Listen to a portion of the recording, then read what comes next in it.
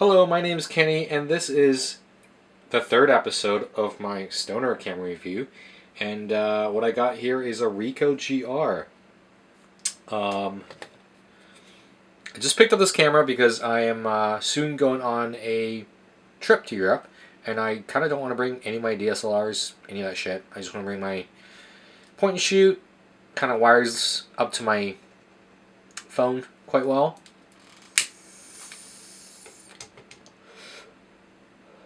You know, you can download shit on it, so that's pretty cool.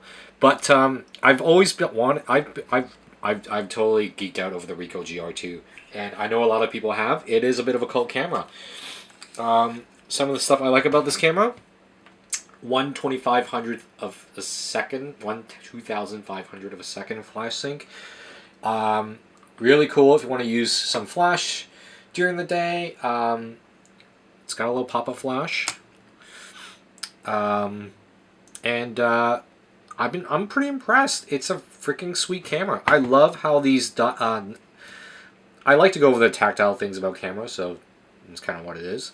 The mode dials, they are locked. They are push button locks. Like my D7000 doesn't even have a push button lock, which is fucking ridiculous. But this has a push lock, and I mean it's a great street camera. You've heard all about it.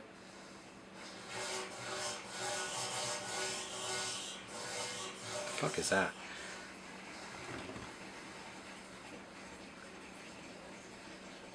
Oh, okay. That must be the pipes. But,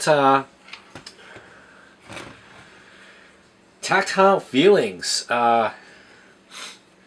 Push button lock. And I mean, I was going to go about saying, I forgot a bunch of shit. But it is pretty sweet in that this is really not a camera built for manual exposing.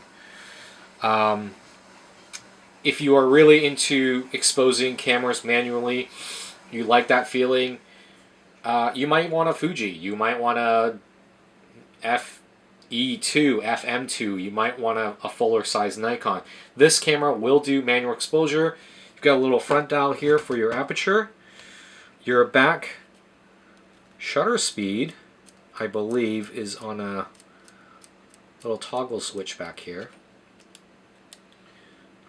Here I am in manual. I've got my shutter, my f-stops here, and then shutter speeds. It's kind of like a little bumper, goes back and forth. Real finicky. Take your time, you can do it. But what I love doing is the aperture exposure, aperture priority mode. That way you set your f-stop to your front dials, and it just automatically, you got your exposure comp right there. Boom. I mean,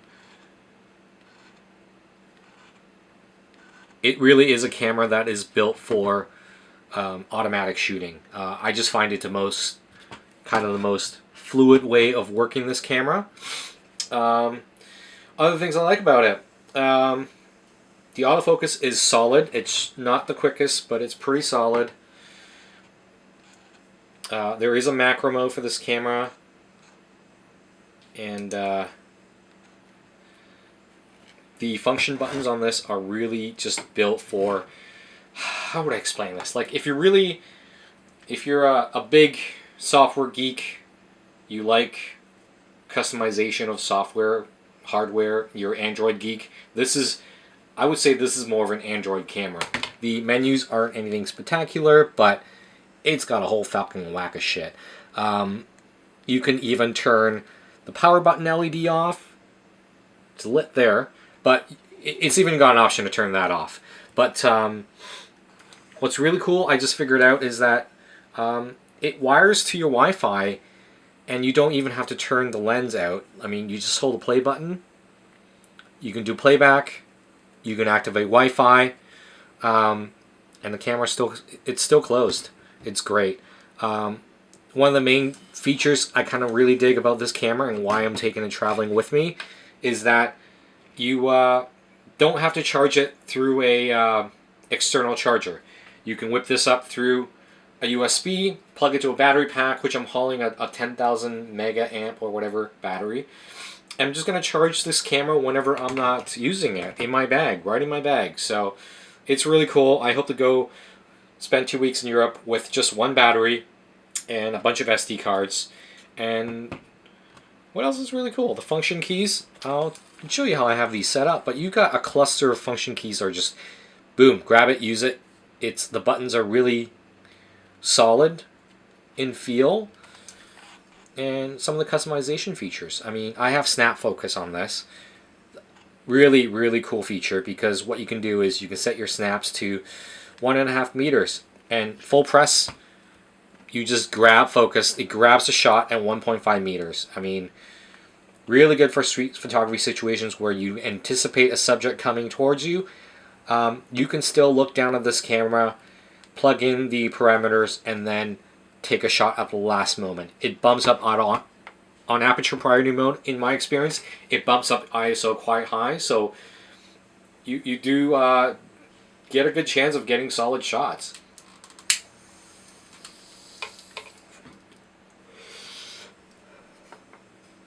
I mean, what else? The autofocus feature I haven't really played into, but the other functions I use are exposure, time exposure. That's another shortcut I have. It's a self-timer. Snap focus, and I can pop, I don't know if you can tell, but I can pop the frame lines between 28 and 35, which is really handy for shooting if you want something a little closer. This also has a snap pop to like a 50mm crop, but I think at that point you're only shooting like 6 megapixels. Not too cool. But yeah, really awesome camera. I love it. I hope to showcase some photos from this once I kind of come back from my trip. Oh god, this weed is a little choky. 3 more minutes to talk about this camera. Well, is this the only camera I'm bringing with me on the trip? No, I am also bringing my Minolta. It's a Hymatic AF2. Oh, you can see that. Yeah. Film. I got a bunch of old slide film I'm gonna rip up hopefully on the trip, and I don't really want to pay too much attention to. I don't want to pay too much time to fiddle with cameras. I want to get pictures. And I think for the Ricoh, that's sort of the thing that I love about it. It'll get you pictures. 60 megapixels, super sharp lens. Really not a style points kind of camera, but I personally love the styling of the camera. I love the handling. There's 3 tether points for your hand strap. That just shows you how much Ricoh's put some thought into this. I don't know who designed this camera, but it's fantastic.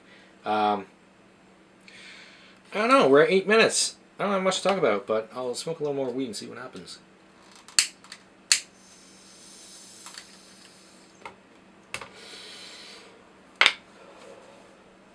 So yeah, I hope to use this as a street camera for 2 weeks, and maybe I'll talk about it, maybe I won't. Yeah. Ricoh GR2. I might still need to get an extra battery down the road, but I have no idea how these hold up in performance, because I had just recently got this. The price has dropped on it, so I kind of jumped on it. You can get some features with it. If you want to use like a wide angle, you can get a 21mm adapter. There's some other weird odd features like a viewfinder, but it's really expensive. Just use it for what it is. I think as much as it's a pocketable camera, I don't think I want to put it in pockets per se. Just dust issues with the shutters or getting into the lens. So what I'm going to do is just have it in a pouch, and that pouch will sit in my jacket or pant pocket, and go from there and see what happens. So this is Kenny actually, but whatever. Stoner camera review. This is number 3, Ricoh GR2. Hope you like it. Shoot any fucking shit, questions, stuff you have. Shoot it this way. Talk to you soon.